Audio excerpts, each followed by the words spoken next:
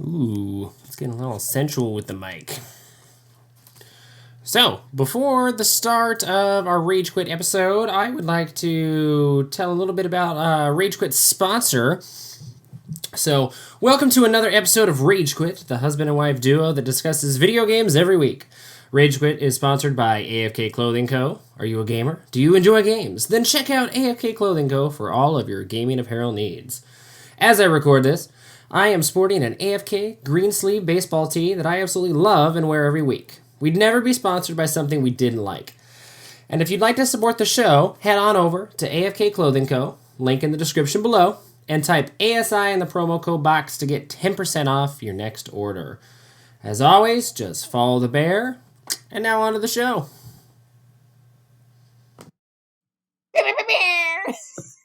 Whoa. That was like audio wavelength aggressive. It was a saved spin bin brewing.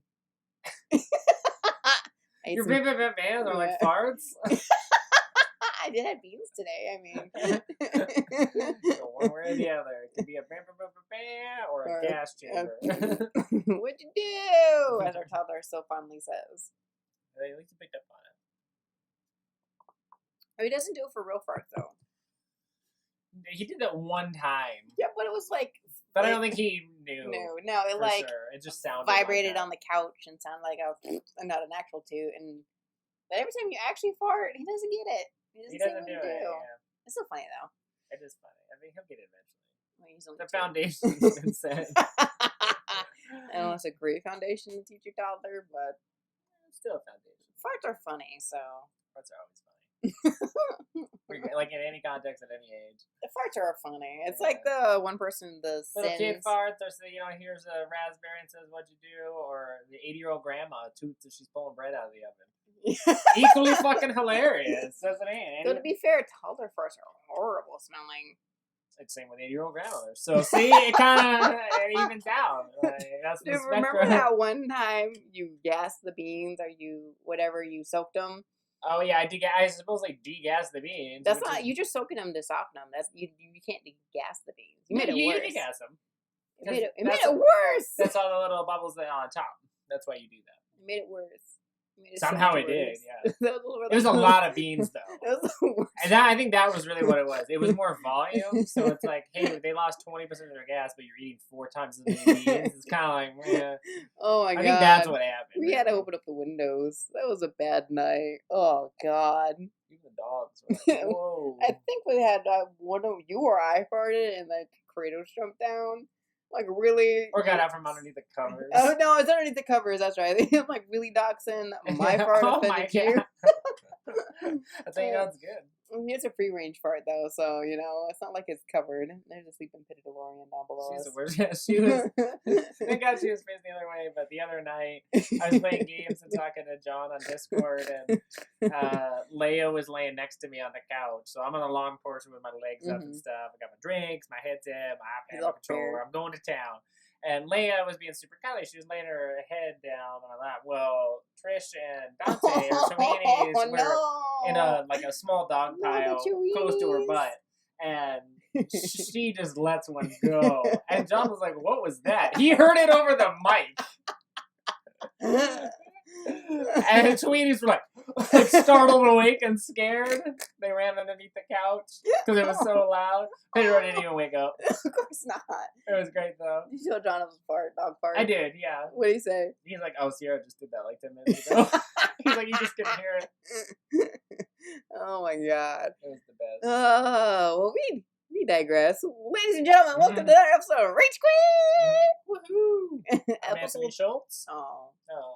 I'm Aerosmith, whatever. Whatever. Need to do it. I'm Anthony Schultz. I was going to say this is episode 30 because it's a cool dirty 30, but whatever. It is episode 30. We made it. We're done, guys. We're done. That was it. Oh, God, there's a giant moth in here. It's up above your head. The light. Yeah. That's kind of cool, though. I actually like it. What, the moth or? Yeah, moths. Oh, okay. I don't like the spiders. The spiders have been an issue. We have vacated their entire collective home. When I was cleaning on the other side of the studio today, there was like huge white ones. Ooh. I'm like, oh fuck, I was killing those guys left and right, but Well, that's why we got chickens. They're gonna eat them. Yeah, and all that brush is going to be cleaned out, so... Well, yeah, to be Hopefully fair, it'll I help mean, the studio. yeah, we are revamping the outside because the chickens are going to be behind the studio, and then The other side is going to be storage for, like, rakes lawnmower and shovels stuff like that. lawnmower, yeah. So you probably want to kill all the spiders over there because the chickies aren't going to be over there. For granted, they'll be eating the bugs. They're not, and I wouldn't be opposed to, like, spraying down that area and stuff either. Yeah, definitely not chemicals where the chickens are going to go. No, but there'll be a fence there. Yeah. So I will go on the other side where they are. All right, kind sir, what is today's episode? So a few episodes ago, we talked about how we would do some reviews or like spoiler casts in 3-part episodes. We would do like a first impressions, which would be a part 1, a part 2 as we Play a little bit more. Yeah, like finish the game, and then we would do like a post mortem after everything was out, and maybe like all DLC and like patches have been played. Yeah. That was in like specific reference to Doom Eternal and Animal Crossing. Yeah, which I'm still chugging along Animal Crossing, by the way. Yeah, and I haven't done absolutely everything in Doom yet, and there is DLC still coming out. Yeah. But Assassin's Creed Odyssey, which we've talked about Assassin's Creed quite a bit. We have, yes, and we've also talked about it on FCG as well. It's completely done. Yep. All the patches are out, all the DLC is out, and I have finished absolutely everything. Oh, dear God. Yep. Yeah, did the platinum. Did more than he needed. Of course. And then did all the DLC and completed that as well. And then Odyssey in particular it was a free update, but it had another trophy set called Tales of Greece. And they were like all these little side stories, like personal side stories. Mom's knocking off those in my soda. What the fuck? Alexios or Kassandra, depending on who you pick. Stupid Mothra.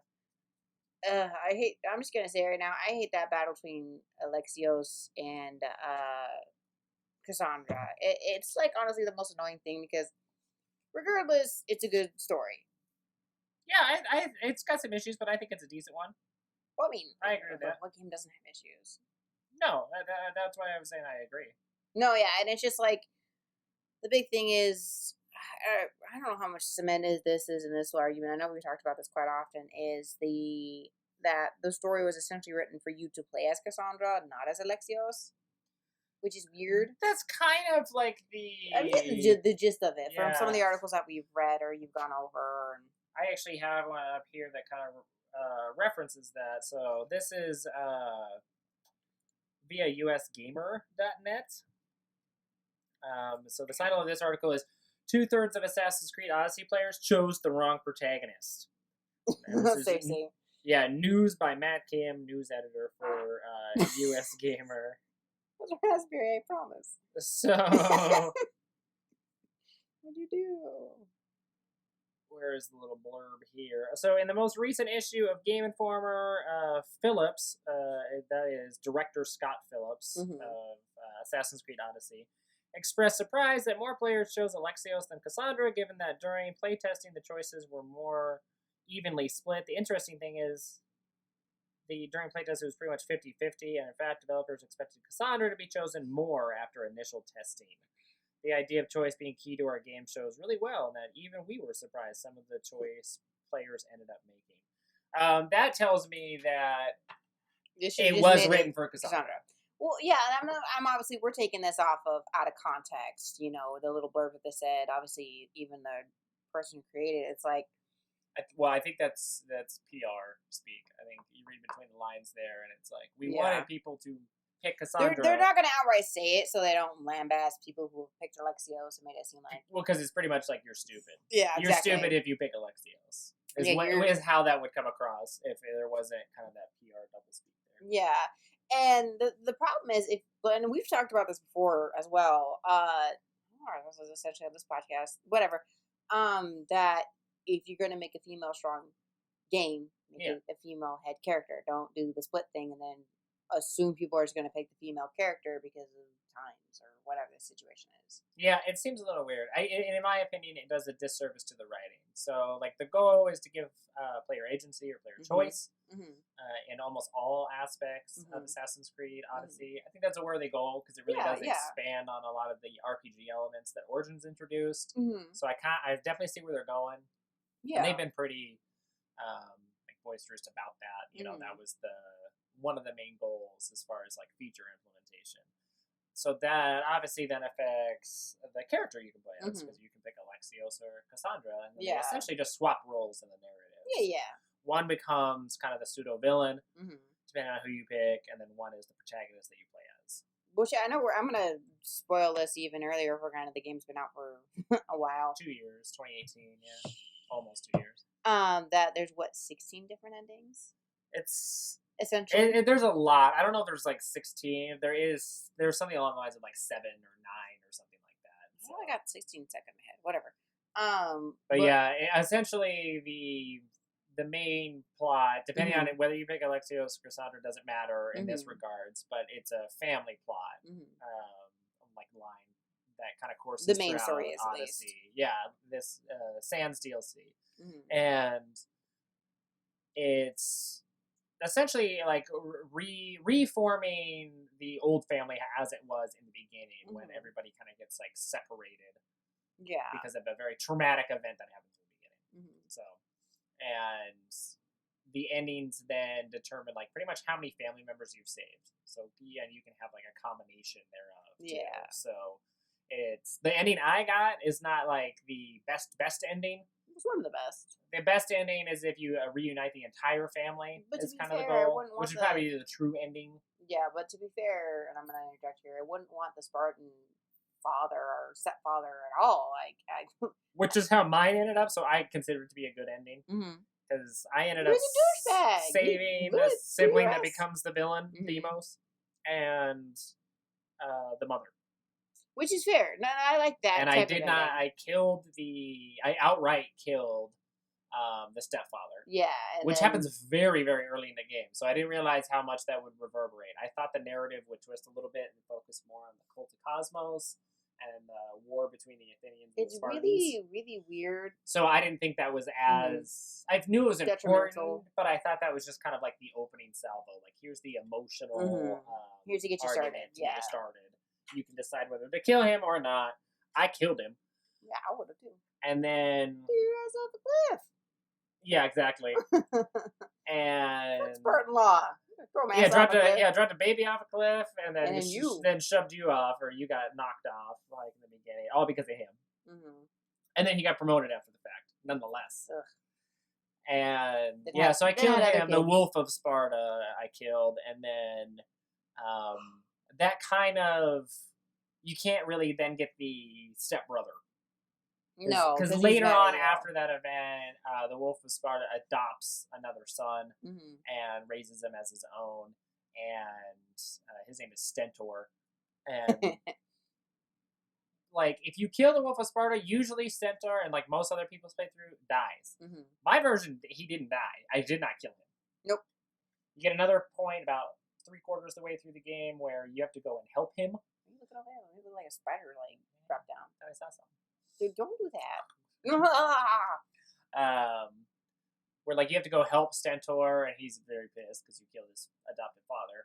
And I helped him, and I praised him throughout the entire thing, thinking I could I didn't think he would rejoin the family, but I was thinking more that manipulate it would be benefit like you. Kind of soft blow it, like he continued to do his own thing in Sparta as a polo mark. But at the end of that sequence, he pretty much he turns on you, and he does not care like his position in the military, and you battle him one-on-one, and then at the end of that battle, you win. Of course, you can choose to kill him or walk away. And I walked away. I didn't kill him. And so then he just becomes a mercenary. He's Stentor the Fallen, and then I refused to kill him because he came after me a few times when my mercenary gauge would fill up, my bounty would get high, and if it was him, I would just pay him off. I didn't kill him. So I pretty much just made him suffer eternally by keeping him alive, and not even though I had already defeated him. So he's like dishonored, out of the Spartan military. His father's dead, but he's still alive. That's the golden, which is kind of fucked. Yeah, that's true. But still, I mean, it's like, I get him being pissed because he's your adoptive father, but the same breath is like, it's fucked up what he did to you, yo. Oh, it was super fucked up. That's why I killed him immediately. That's why I was like, it's weird. I don't really care so much, especially since he tells you you're a piece of shit. You weren't even my kid. Yeah, is what which you didn't know. No, you just thought he was legitimately your father, but apparently he was your stepfather. I don't know how the mom was pregnant or what the situation was, but he was your adoptive father, and then Kassandra was his blood, which he sacrificed anyways. Oh yeah, all because of a prophecy which was controlled by the cult of Cosmos. Which is fake. Oh, excuse me, because of the lineage of the mother. Yeah, is essentially what it came down to. Is like her line was incredibly powerful, and they were all what they call tainted ones in Odyssey, which means that they're part Isu and they're part human. So they're naturally stronger and faster, oftentimes more intelligent as well. And so, Eagle vision. Because of that, they knew that one of them, if not both of them, so it was a kind of a blanket would be thing. a downfall. The downfall of Sparta, or the savior of Sparta. Yeah. So obviously, when the very beginning, you obviously get thrown off the cliff, or whomever you pick, somebody gets tossed off the cliff regardless. Yeah, so they just swap places. One becomes the younger sibling, which is like the infant or baby who is tossed off at like the precipice of this prophecy. So they're the one thought to be the one that'll either be the savior or downfall of Sparta. Yeah. So the priests are going to drop the infant off this cliff. And then the older sibling, which is the whatever protagonist you pick, whether it can be Alexios or Kassandra, goes to like save their younger sibling and gets shoved off as well. Yeah, and it's just crazy to think, like, I don't know. Which I thought was a great opening to a game, to be honest. Like, that kind of, like, besides political strife, and it shows corruption that ties into the main kind of villain, the Cult of Cosmos, later in the game as you learn more information. And then it's very, like, familial and emotional on top of it. I thought that was a great intro. There's definitely more than when you, got tongue-tied. More unique intros, for sure. But it's just insane. It's like, I don't know, as a mother myself, I guess it'd be completely different if I was in Spartan time, but I couldn't imagine you fucking tossing my toddler or baby off the fucking cliff. No, hell no. Well, she was fighting too. The mother was, at least. It was the Wolf of Sparta, the stepfather, that was just going along with it. Yeah, that's true. This is what the Oracle said. This is what we do. Bye, y'all. Yeah, the mother was freaking out. Yeah. And they even went and actually found the infant. Because she was hurt. And took the infant to go be saved. And then, of course, it's still corrupted by the cult of Cosmos. Yeah, the priest that she happened to take her to told her that she died. Tormented fucking kids. Yeah, tortured kids and then indoctrinated them into the cult of Cosmos. Yeah. So that's what happens to the younger sibling. So in my case, Kassandra, because I played as Alexios. And I'm going to, like, sidestep this as well. Dude, Alexios has some fucking funny-ass lines. Like, He's got some really funny lines. No, who said he's flat, or says he's a bad character, or say he's not as well-written as Kassandra. Perhaps maybe because we didn't play Kassandra, we don't know. But in the same breath, he's got some funny-ass shit to say. Well, and the lines would most likely be the same for both of them, but his delivery is hilarious, in my opinion. It's like a perfect kind of blend of, like, compassionate, cocky, and then irritated. And irritants. Like, and he delivers these lines kind of great between that kind of trifecta of like emotions very well, and it just makes it a very kind of like dry underlying sense of humor, or sarcastic almost. Well, and he has sarcastic lines that you can pick as well that kind of add to that. Yeah. But I think he's wonderfully voice acted, and I think that he did an amazing job. He's Greece, y'all. He's Greek. And I have that article up as well. We need to talk about that. That's really irritating too. Yeah, so this is via Forbes. I caught this the other day after I had finished the game. That's why we kind of waited. Well, we didn't wait to the article was posted. I was waiting on it posted, but exactly, it came out. I'm like, oh, this is good context. Good thing we haven't done the podcast yet. Exactly. Where'd the dog go? Oh, there she is. She's laying down. She's being good. Okay. So, I'll just read this paragraph. What's the problem with this sibling split? Mainly, it's the fact that despite almost identical scripts, and by the way, this is the Forbes article, and then the writer is Paul Tassi for their game section. Kassandra is a great character, while Alexios ellipsis isn't. I noticed that this during his lines in my Kassandra campaign, but I started up a new save as Alexios just to see what he was like, and ... Ick. It really is just a Who fucking uses ick? How old are you? Yeah. Everyone's like, it writes for Forbes. 13? Ew. It really is just a question of performance and voice work. Cassandra's Melissa Thene Mahut, I apologize if I butchered that because I'm sure I did. Oh, you did. Is stellar, while Alexios is Michael Antonkos. Butchered that too, but it is a Greek last name. It's just not on the same level. Though I don't mean to pick on him personally. He's too loud and over the top. His accent sounds like a parody of itself, even if it isn't. Which is like, that line right there. His accent sounds like a parody of itself, comma, even if it isn't. That's pretty much like, you're a fucktard. No insult intended. Like, you can't say that to somebody and be like, oh, didn't mean it. And it's like, then you wouldn't have written it. That's kind of like, that's kind of like someone saying no offense. You're about That's to what I offend mean. Like, somebody. no offense. Like, you're a dumbass. Like, and it's like, well, excuse me? Like, of course you're going to take offense at that. That's exactly what that line is, with just pretty much just a rearranging of certain prepositions and nouns, which is, that's insulting. He just comes off like an overbearing weirdo, while Kassandra is tough, kind, and affable. And if you choose her, Odyssey essentially feels like the Wonder Woman game that DC never made. Oh, wow. That line also, besides being incredibly insulting to Wonder Woman. So, Alexios' voice actor, Michael, is Greek. Yep.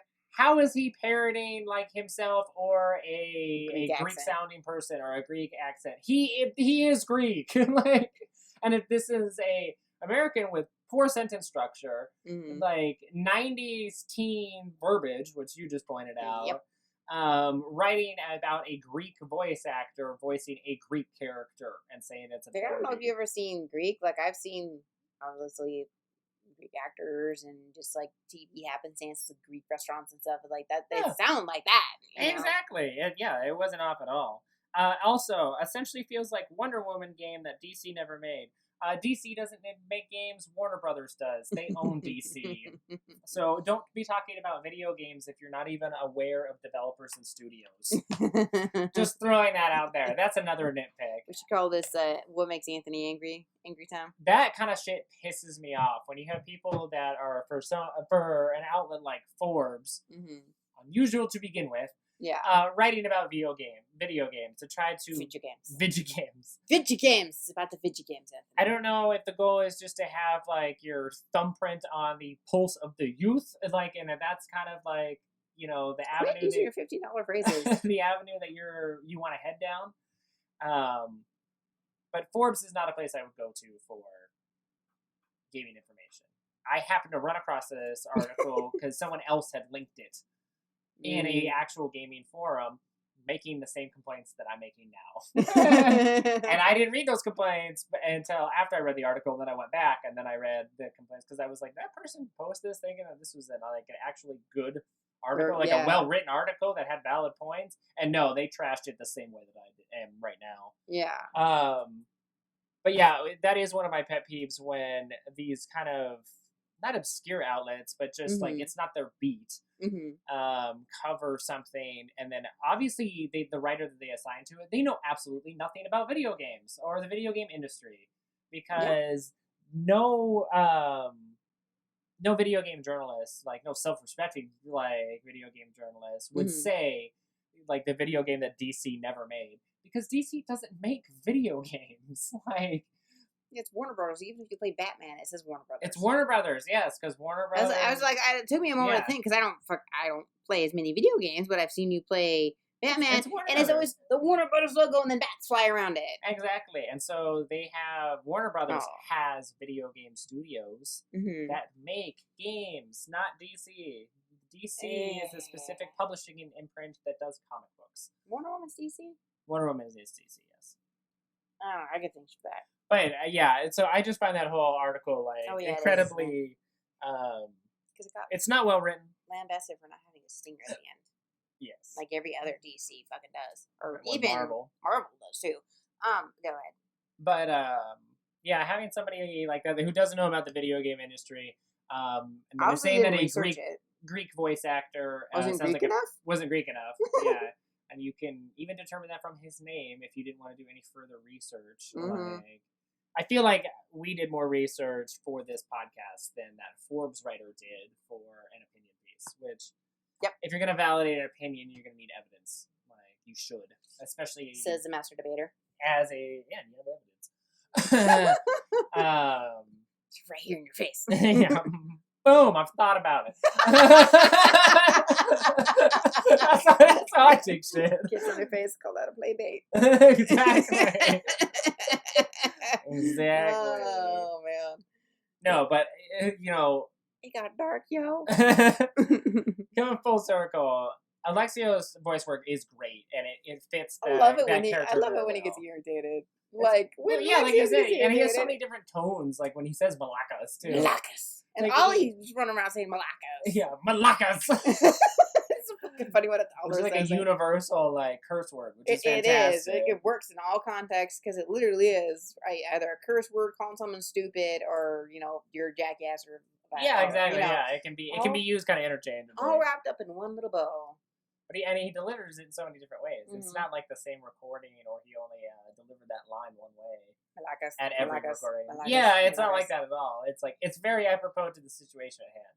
Like it's like Malakas or Malakas, Yeah, it's like where he's like immediately frustrated, or it's just like, or it's something not that big of a deal, and he's just like, oh, Malakas, like he's just put out about it. Like it is delivered that way. No, it's fucking amazing, and it's like I didn't watch the very end of the game itself, but I watched a good portion of that game, and it's just like I don't know how many times we were just laughing our ass off.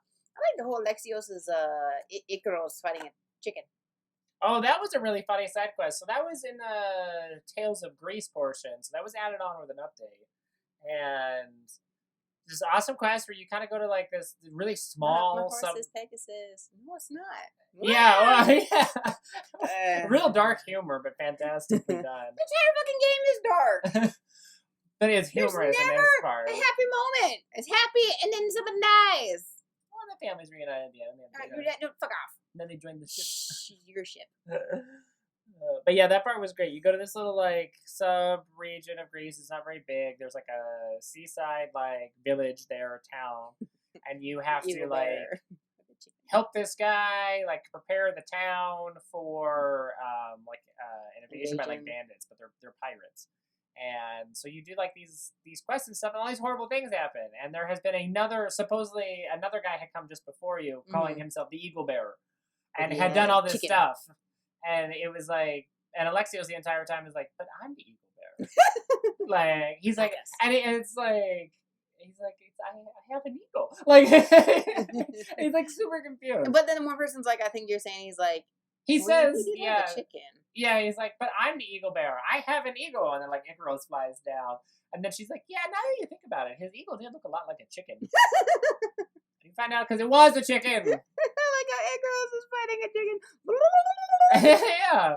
And so you do, like, this, like, 3-pronged kind of, like, quest to get to the end of it. And the gist is everything you try to do, because the other eagle bearer fucked things up so much, like, bad things happen. Yep. So it's like Gal thinks that the other eagle bearer had found this special fruit that she can feed her horse that'll make it into a Pegasus. Alexios like kind of researches and finds all that stuff. He's like, your horse is not a Pegasus. Like I'm not able to do this, but I got your horse back because it had been taken. Yeah. And she's like, but no, it's true. And she hops on her horse and rides off a cliff. No. Thinking that it'll fly, and then it's big. Yeah, I feel bad. The only person I feel bad for this is the horse. I know, right? It's like that one side quest you did, that really sad one. You're trying to save the dude's horse, and then a bear came out of nowhere and killed the horse, and then you had to be honest with him that the horse is dead. Yeah, that was sad. That's kind of one of those like emergent storylines. Yeah, the fucking bear came out of nowhere. Didn't need to be there. It's not like I got attacked by bandits or something. The fucking bear did it. Yeah, just mauled me. All the other quests to this, like Tales of Greece, like overarching quest, run about the same. Everybody seems to die. all because based on the lies of the fake eagle bear. Yeah. And then at the end, you confront the fake eagle bear, and he kind of looks like you, kind of not, but he's just like, he didn't really do anything. He's just like fucking with people and making money. So he's pretending to be you. That's why he's doing it. And knew that you would show up and pretty much like make things worse because he had already made things worse and people would die and it would be kind of on you. And his Icaros is a chicken. So on this cliff top, Icaros battles the chicken, and the chicken battles Icaros, and then you battle the fake eagle bear. Dude. And it was really funny. That's like the best ever. And that was added in a patch and as part of the Tales of Greece stories. So I want to say right now, I honestly feel like the DLC is such a better story than the actual story is. It's 1,000 times better. Like, it's fantastic. It's significantly well written, regardless of who you pick. We're just going with Alexios because it's cool. It is a lot.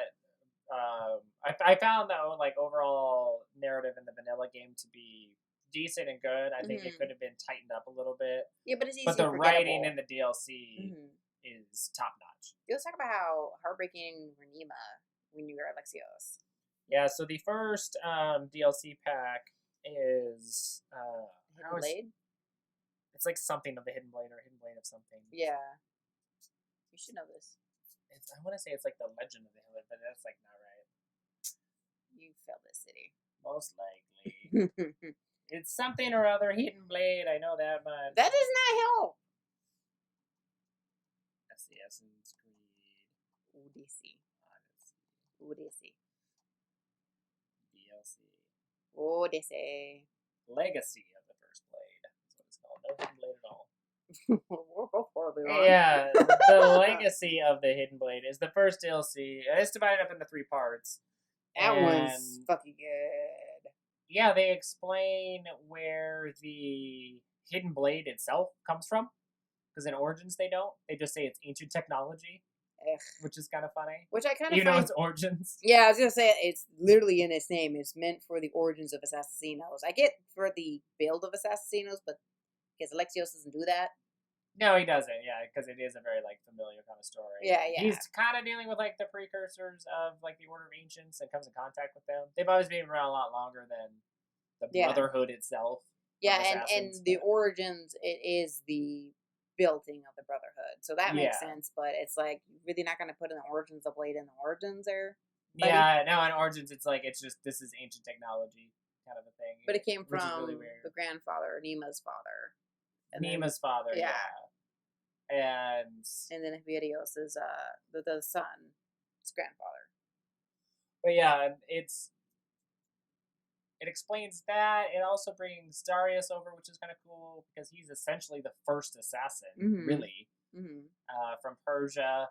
And then they bring like a new. It's similar to the Cult of Cosmos. They kind of work like alongside them, but it's the Order of the Ancients, which is the same order that Order of Cosmos, fought in Origins, and then and I'll let you take this away, but it really is kind of an overarching like love story or family story. And what I saw, because obviously I didn't see the very end. No, I did see the very ending. Never mind. I tried to save like the story missions and like that content for you, so you can see. Yeah, because I was working and all that crap. But I love seeing the growth of Alexios, him actually falling in love, not just banging whoever's walking. Yeah, which you can. Yeah, you can like either sleep with like one gender or the other if you chose to, like nobody or everybody. Yeah. Up to that point, I had slept with everybody. Any opportunity I had. This sounds like you. It was like the one like smooth talking Greek. I slept with him like 6 times throughout the campaign. Dude, the smooth talking Greek is hilarious. Anyways, Alexios, Alcibiades, yeah, he was fantastic. I love that character. Man, him and Socrates were brilliant. It's great, but the funny part is like obviously you do all these quests, and then you have Darius, and then you have Nema. And you actually fell in love with Nema because she's kind of very similar, except for she had her father kind of upbringing. Her family was murdered. They're after them, and they actually find a little villa to raise a family. And Nema, and eventually they have Ephidios, their son. Yep. And of course, it's all hunky dory dandy. And then of course, and this is obviously written as such when she has her good luck charm, the little cow her mom made her. I think it's a cow. It might have been a horse. It was a cow. Some creature. It was a four-legged creature. Yeah. Larger than a dog. Wooden creature that her mom made her to protect her. As soon as she threw it in the goddamn river, I'm like, oh, shit's gonna go south, son. Yeah, definitely foreshadowing. Yeah, obviously. And then, of course, shit goes south. And then I think it's just for me, I was irritated that they wrote out that Nima got killed. And for her to be trained as an assassin, not kill anybody when she's protecting her son. Yeah, especially in the third chapter, they show exactly what happens when you talk to one of the one of the Order of Ancient members. And yeah, she didn't really fight at all. Yeah, I mean, they make it sound like she did, but they didn't show any of it, which I thought was kind of weird. You figured you'd show her at least killing one or two of the men. Like, she's literally trained to be. And you found no bodies there because that's like the beginning of the third chapter. Yeah, and then of course she gets killed, and you find out Hippidios is still alive, and then of course that leads into you going to find him.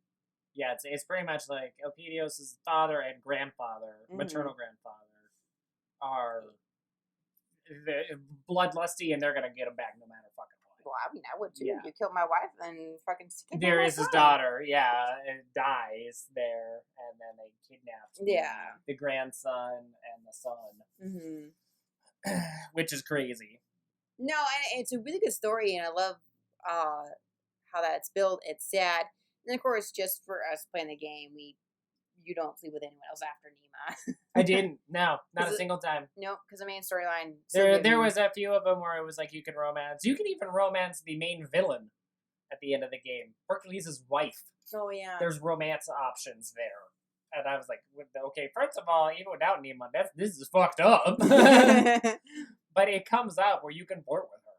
So I don't know how that turns out, but I did not try. It was after I had already played and Nima, Legacy, then you got attacked, and Nima died. There's tears in the eyes. It's just a horrible situation. Yeah, and so I was like, Well, then the only thing that minusculely irritated me, and of course I'm probably gonna get lambasted for this, is when Darius takes Hippidios to Egypt to raise him. Yeah. Now obviously he's fucking generations past that to Origins. It's like 400 years later to Origins, about. And it was a kind of a good, time lapse thing, telling him how much he loves his son, and him, he may not be there. Yeah.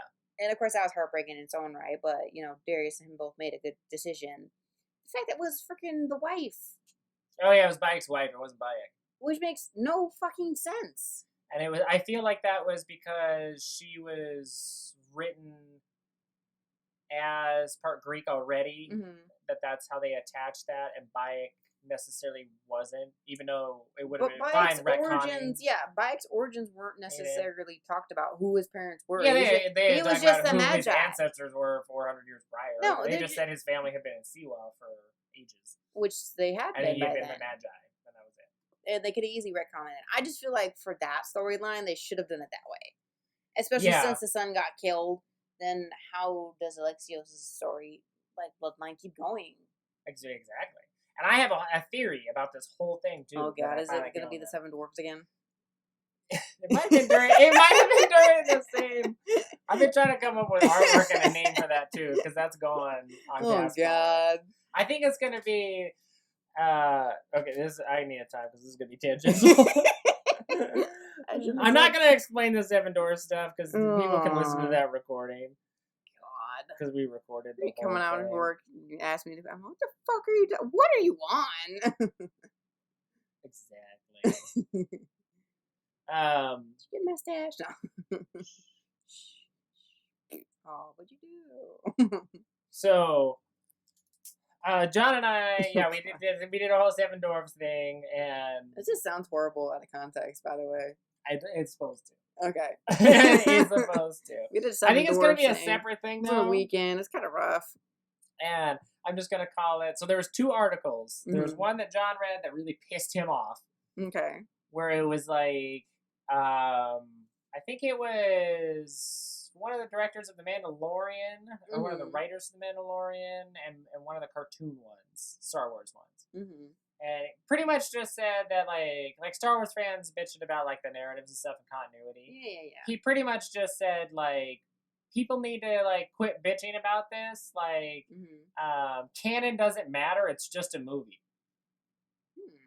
Even though that's his livelihood is making sure the canon and continuity of a series that he's a part of Yes, functions. And is kind of like a slap in the face to like fans, because it's like he's just pretty much saying, yeah, all the hard work and all the money that I make doing this, like, really don't matter, and I'm not really putting in the work, and I don't care. So that really pissed John off. So like, canon doesn't matter. That was kind of the thing. The one that really device has gone south. Exactly. The one that really pissed me off was the article that we started the podcast with that said 2/3 of players chose the wrong character. He was like, fuck you. Yeah, you picked the wrong character. I was like, so a game that gives you choice is going to say that one of the choices is wrong, so you really didn't give me a choice. Reminds me of The Good Place with the one black guy who can't make a choice. Is it the right choice? Just choose! Exactly. Just deal with the consequences of whatever choice you make. So I think I'm going to call the Seven Doors bits, and I'm sure there will be more hypotheticals like that. It'll just... Canon doesn't matter, and you chose the wrong character. And then I gotta do artwork for it. Oh, God. And then we'll post in a separate thing on Castbox that has this wonderful story. This wonderful... two dumbasses came up with. You know what? Megan was fascinated by it and was going to do her own research and come to her own conclusions. And I expected you to really be on board with it, but no, I got nothing from you. So why you been mad at me all week? No, oh, God. It's a small irritant. Oh my God, I'm gonna sell you on eBay. I'm going for the lowest bid. $1.50. I'll take a penny. They take you. No, damn it.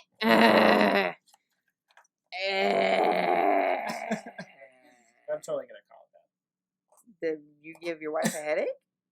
No, I can do your own podcast by yourself. No one want to listen to me by myself. Shit, what were we talking about again? I've been working. It may have been slow, but I still worked and I'm tired, okay? Fucking y'all annoying and it's just sitting there all day doing nothing. We were talking about the legacy of the first blade. There it is.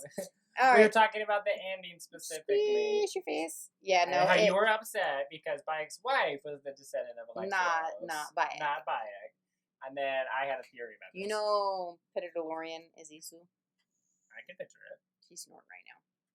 So my theory about this whole thing is... Oh, yeah, your theory. We went off the Seven Dwarf path. Exactly. It attached. It did. So before Odyssey ever even came out, there was rumors. There had been nothing announced about it. Nobody knew like plot details or setting or location or anything. There hadn't been a hard announcement. Mm-hmm. There was rumors that it was going to be a direct sequel to Origins, and the main character was going to be Bayek's wife. Yeah. And that you were going to be in Greece. Okay. Obviously, those have been since debunked because Odyssey came out and it's Alexios and Kassandra. It is in Greece, but it's set 400 years prior. Yeah. It's even further back in the timeline than Origins is. That knowledge, in conjunction with the director saying that most people have picked the wrong character and that Kassandra should have been the main character. Leads me to believe that early rough drafts, like writing-wise, of Odyssey was Bayek's wife, and it was a direct sequel to Origins, and that those leaks were actually substantiated. They were probably true at one point. Not a finalized product by any means. Yeah. But spitballing rough drafts of the narrative of Odyssey. And then they already had they probably salvaged a lot of the character writing. Yeah. Or even some of the dialogue, specifically that Bayek's wife would have used. And that's why Cassandra's character was written so much more strongly and pushed so much more than Alexios. And then why the director said that most people have picked the wrong one. Because it probably really was just a mapping of Kassandra over the top of a character that was already written that was supposed to be Bayek's wife. Dude, and then that's what I think.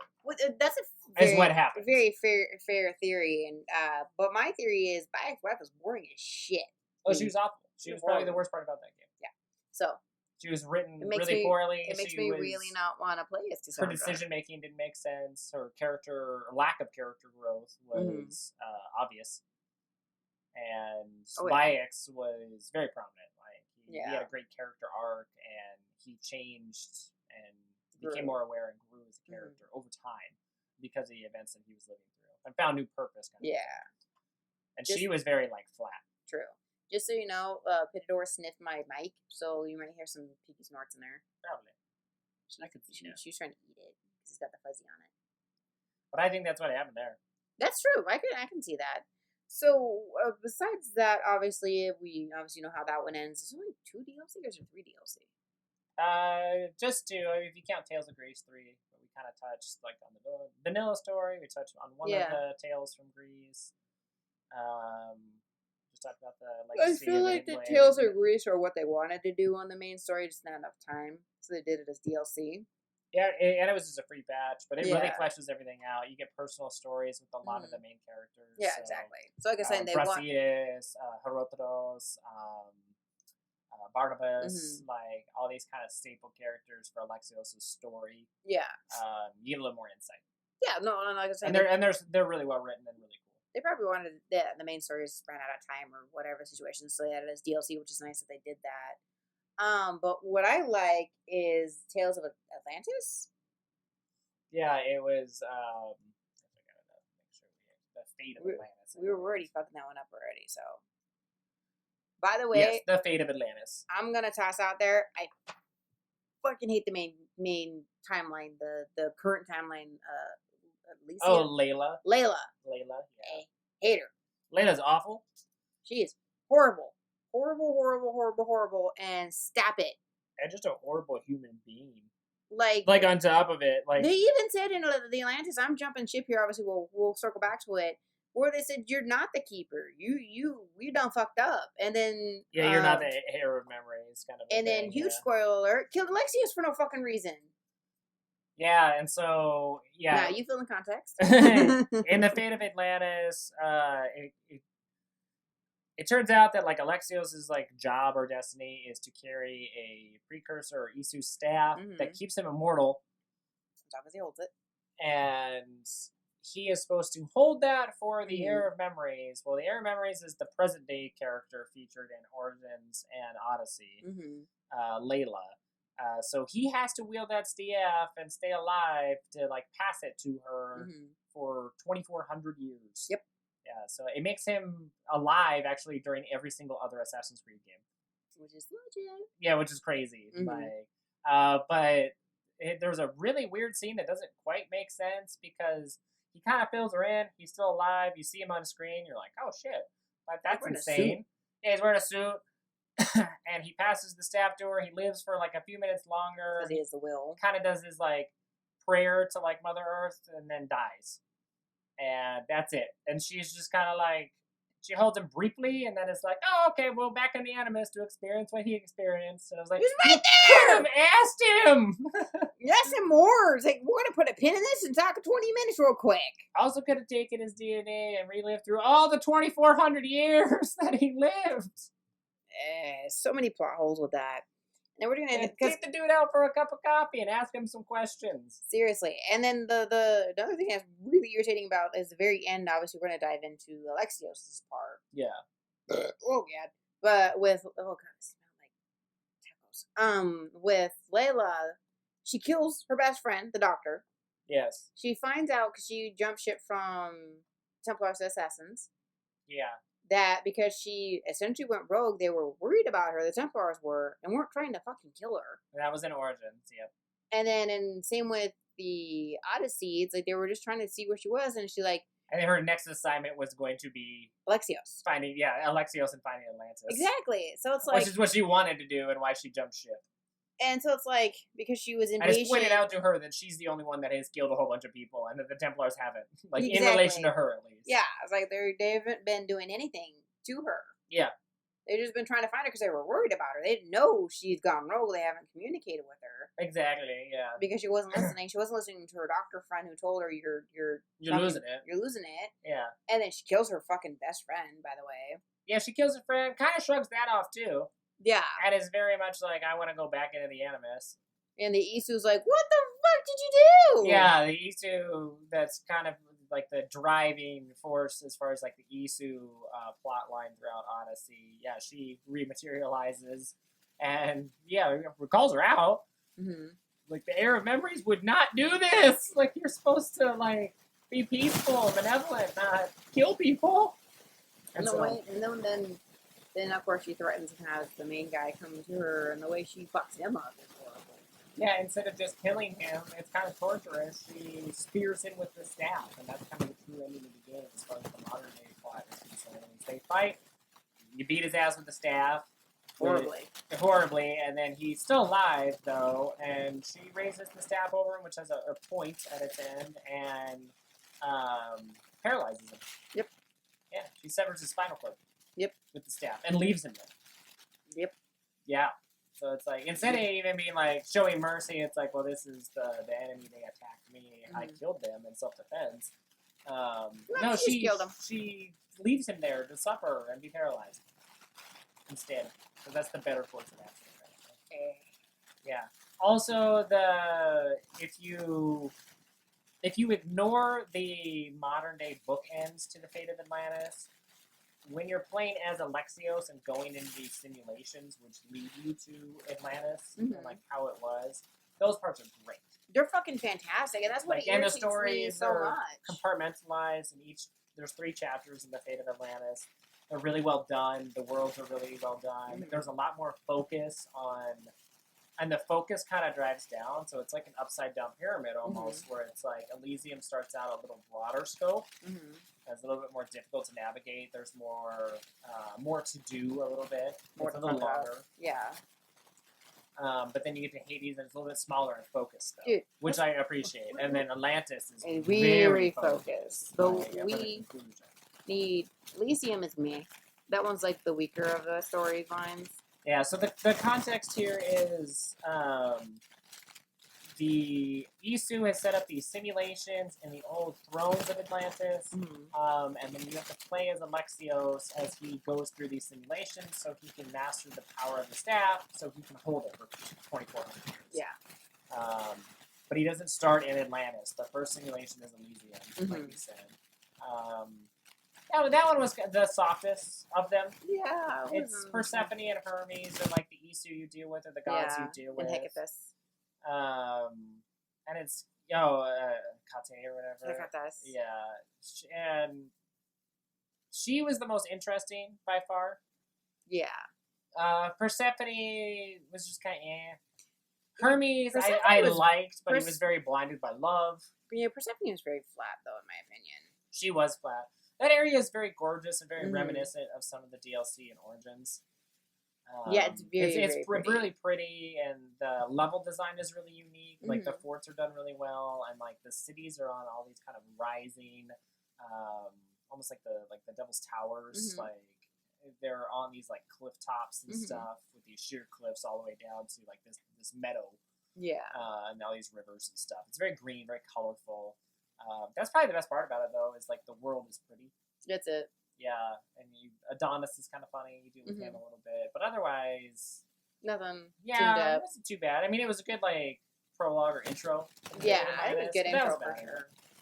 Second chapter though is the underworld with Hades. Hades is great. Fucking hilarious. I love it when he gets mad at and he's like, excuse me, hot-headedness runs in my blood, and apologizes for it. Yeah. And then he ruffles Alexios' hair. He treats Alexios just like a little kid. Like ruffles his hair. We'll figure out the little step for you, little buddy.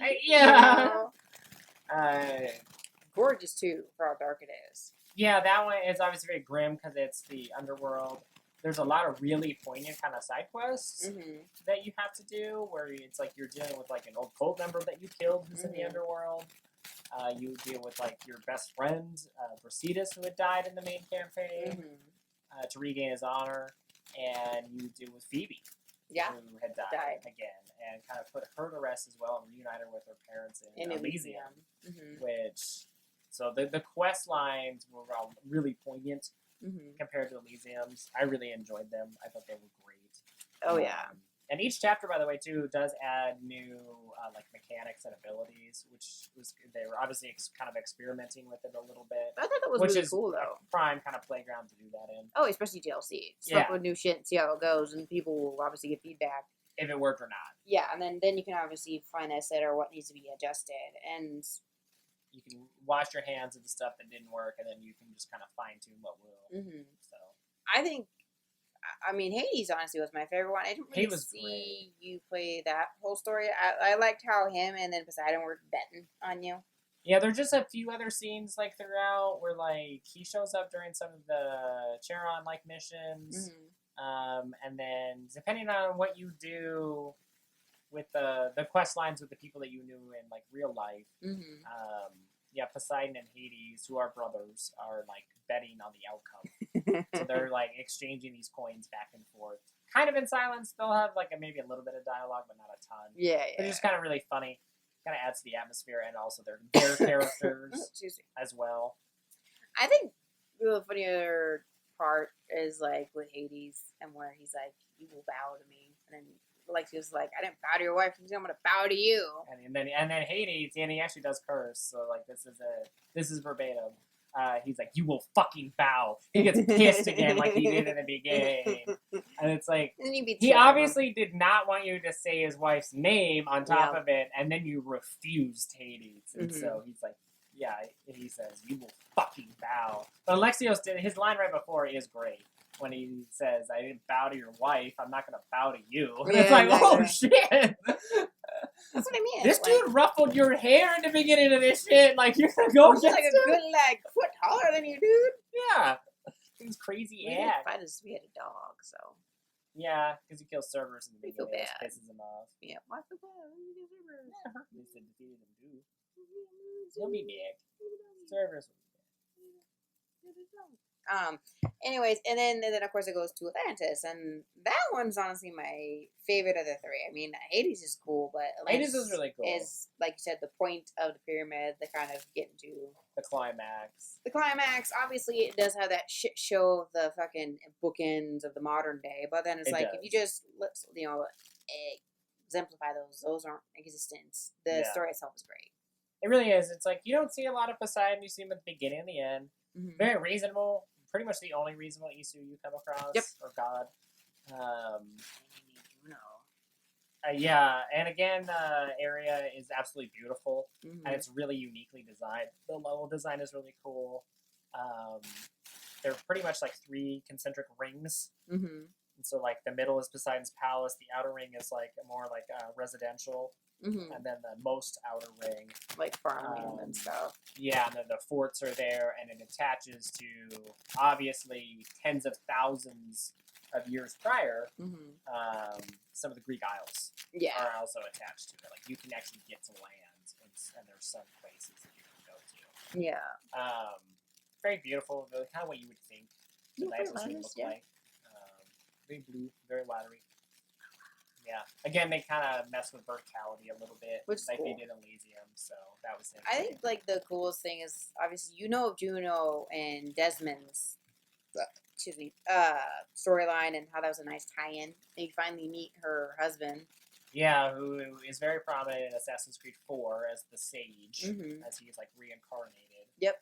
So you finally get to meet him, which is cool. And then I love Poseidon's, like you said, his last fucking electric blue eyes, and then... Oh, yeah, he quickly defeats... Juno and her husband. And Juno and her, very quickly. So, the whole gist of Atlantis is Poseidon runs it. He has it on cycles. If it is proven that, like, the cycle is, like, unworthy, then they start over. Yep. So they start a new cycle, and they try to improve on what didn't work from the last cycle to make it as close to, like, a utopia over time as possible. Yeah. One of the decrees that Poseidon has had for, like, many cycles is that you don't experiment on humans. Because one of the big issues is that humans and Isu are not living together harmoniously. They're always at each other's throats. They used to think that they're better than the humans because they created them. The humans are human. And so it's like they are intelligent. They want to work together. They want to, but they don't want to be treated like slaves. Yeah. And so there's this kind of tug of war. Besides trying to fix it, but it hasn't really been successful. But you find Aida and get to meet him, the sage, and he's been experimenting on humans, which goes against Poseidon's decree of no experimentation on humans. Yep. Juno, of course, comes into play because she's the one feeding pretty much Aida's ideas. And then the two of them confront Poseidon, and Poseidon gets all pissed off with his trident and quickly defeats them and makes them bow. Yep. Well, you have to go fight the Hecatores. What's the phrase he says? You will bow to me and Dicker. Oh, the Dicastus. Discastus. Yeah, which is Alexios, which is funny because they said they wouldn't like bow to humans, and he's half human. Yeah. And it's also then obviously a play on Hades' lines at the end of his chapter, which I thought was really funny because he was like, "You will fucking bow to me." And then Alexios had said, well, I didn't bow to your wife, I won't bow to you, like prior. And then at the end, he's making Isu bow to him. Yep. Like, because of Poseidon. Yeah. So, Poseidon fights. Full circle, bitches. Juno and Ida defeats them fairly quickly. That's within the cutscene. And then you have to go fight the Hecatores. The 100 heads and 100 hands. Yes. Arms, whatever. Which, that battle and the Hades boss battle at the end of his chapter were the best battles in the entire game and all of the DLC, by far. They were really unique. They were challenging. Made you use a lot of your different abilities, and you definitely have to be like a higher level character. Yeah. I know, and I thought that was pretty freaking awesome that I was able to do that. Yeah, and it was really cool. And then they explain a lot of stuff. So besides like the Sage and Juno kind of tie in, one of like John's main complaints was throughout the Assassin's Creed Odyssey during like the vanilla story, you can battle these mythological creatures, the Cyclops, Medusa, the Minotaur, and have no backstory. Yeah, John was like, well, that's weird. It's like, this is kind of grounded in reality. It's just using the precursor race and like science and more science fiction than fantasy. It seems out of place. Well, they explained that the human experiments that Aida had done had created the Minotaur and Cyclops and all these creatures, and they had just kind of lived in oblivion and chaos for the next 77,000 years until you get to Odyssey's storyline, and when Alexios defeats them. Yep. Before reliving these memories, so. And then, he casts Final Judgment on Atlantis. Him and Poseidon both, and they sink Atlantis for the last time, and it's never redone. Nope. But it was really interesting. It was really cool. That does bookend itself to Layla killing, not killing, but like paralyzing the Templar and taking the staff and just kind of leaving, and that wraps up the game. Yeah, that's a dumbass ending. Yeah. But Atlantis does explain a lot of stuff that happened in the main story, which is really cool. And then the main EC that's like created the simulations, she explains that they're not simulations per se, they're her memories. Yeah. So Layla is playing, or is reliving Alexios, and Alexios is reliving this EC memories. Yep. Which is kind of cool. I thought that was legit. Very Inception, Animus Inception. Yeah, it's Pitalorean Inception. Inception. Obsession? Obsession? Why are you obsessed with imps? Oh, don't Disney no video. Yeah, I mean, that kind of puts a pin in it. Like, that is all of Assassin's Creed Odyssey. No, it is. And honestly, the game itself without the DLC is a good game. Obviously, it has its minor issues. But it makes it more of a full story with the DLC, for sure. And it's worth picking up the DLC, even if you get it later. Yeah, I would say that if you had issues with the main campaign,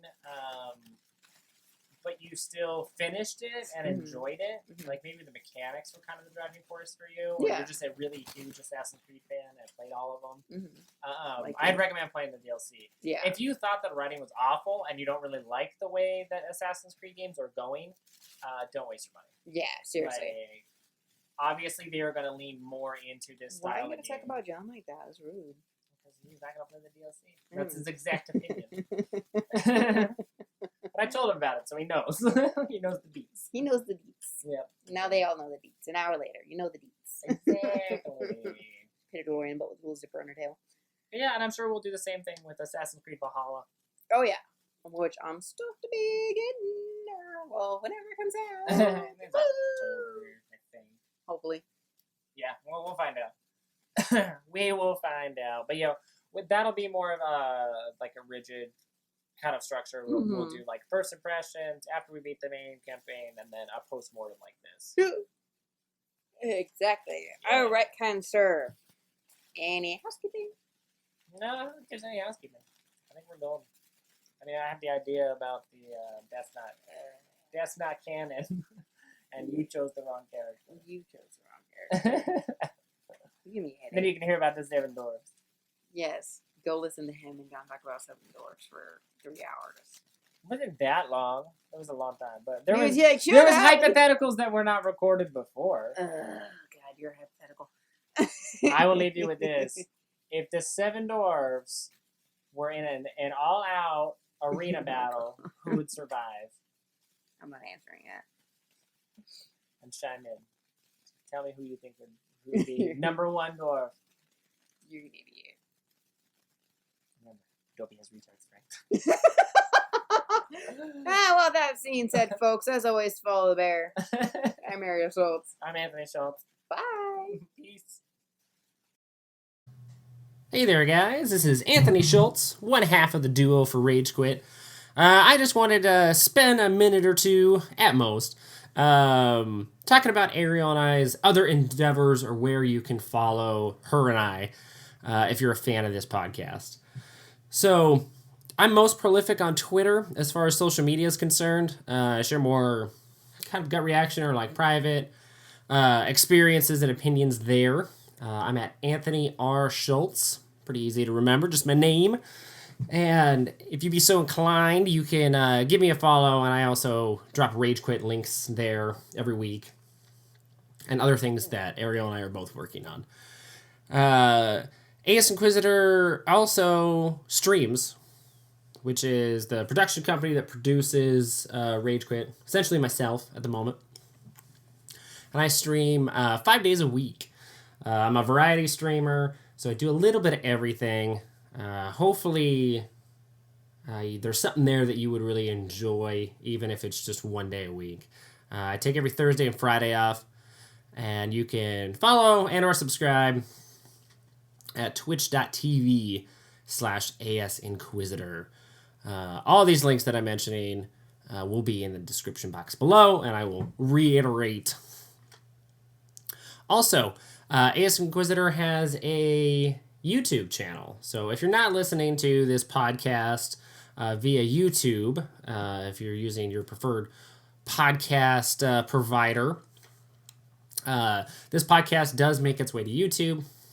We will eventually be recording not only our voices, but also ourselves when we do the podcast. We're just working on some equipment issues right now. But we also have past streams that I've done for ASInquisitor that have a little bit more kind of polish or pizzazz to them. They're divided up into like better bite-sized chunks for complete game playthroughs or Let's Plays. There's also a lot of unique content there. I record things throughout the week as I play games, just kind of funny moments or maybe even like personal achievements, things of that nature. And so you can search for ASInquisitor on YouTube. And again, the link will be in the description below. But those are my 3 kind of primary platforms that you can find me on. So that's Twitter, YouTube, and Twitch. Ariel actually has her own YouTube channel called Painting with LM Schultz. She's a very talented painter. She has her fine arts degree and enjoys painting for cathartic reasons, as well as to improve on her like technical prowess. So she started her own YouTube channel to improve on her techniques, as well as show people kind of some basics or things that you can do painting wise. There's also some other kind of crafty do-it-yourself kind of ideas and videos on there as well that pertain a little bit more personally to her and I, because they usually involve our family. You know, it's a family project that she's working on. For example, she did our son's Halloween costume, and so she walked through how she constructed and created, the costume and how you could do something similar for your kiddos at home. And then finally, you can follow Ariel on Twitter as well.